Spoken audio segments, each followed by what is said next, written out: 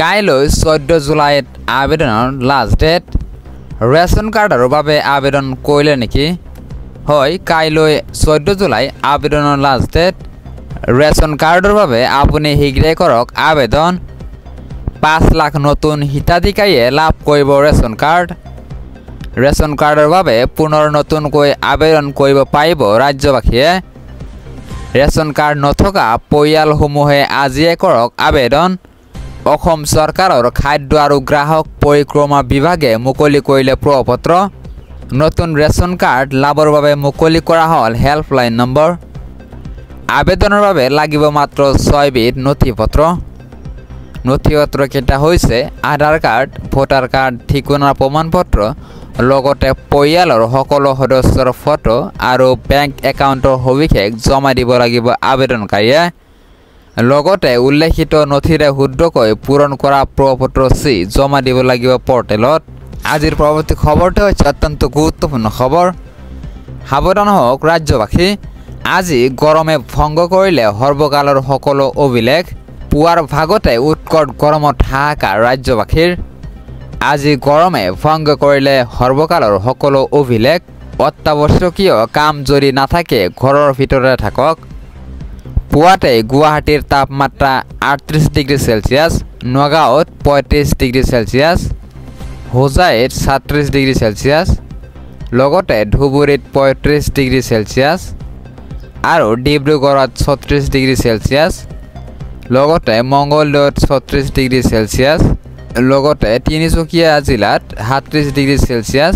লগতে যোৰহাট জিলাত 37 ডিগ্ৰী সেলসিয়াছ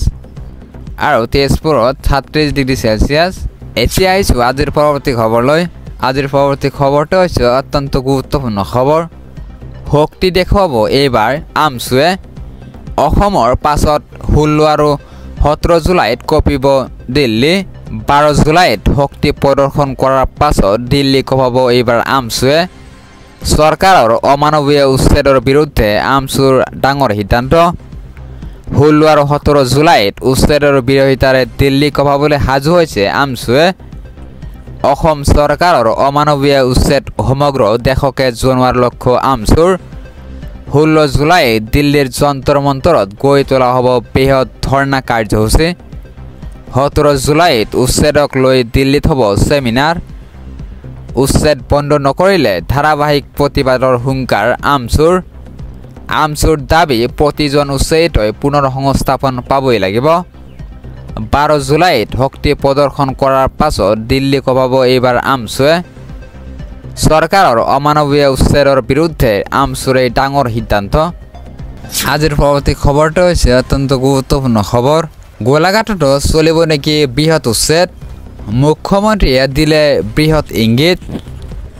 গোলাঘাটতো চলিব নেকি বৃহৎ উচ্ছেদ মুখ্যমন্ত্ৰীয়ে দিলে বৃহৎ ইংগিত উৰিয়াম ঘাটৰ জন গাঁথনিত পৰিৱৰ্তনৰ সন্দেহ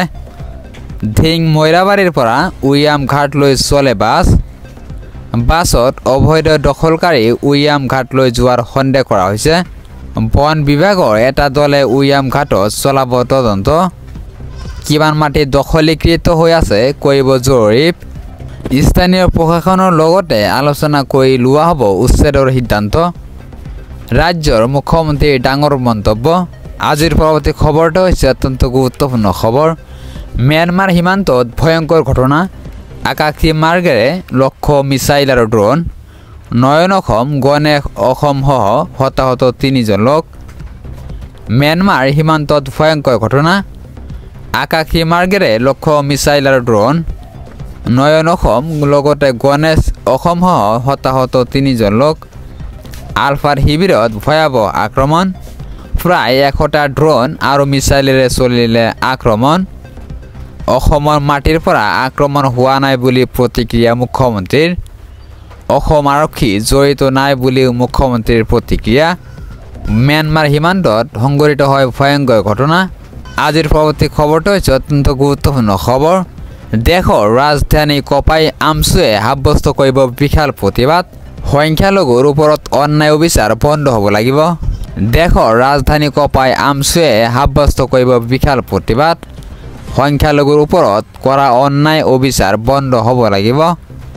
আমছুৱে 17 জুলাইত সাব্যস্ত কৰিব তীব্ৰ প্ৰতিবাদ।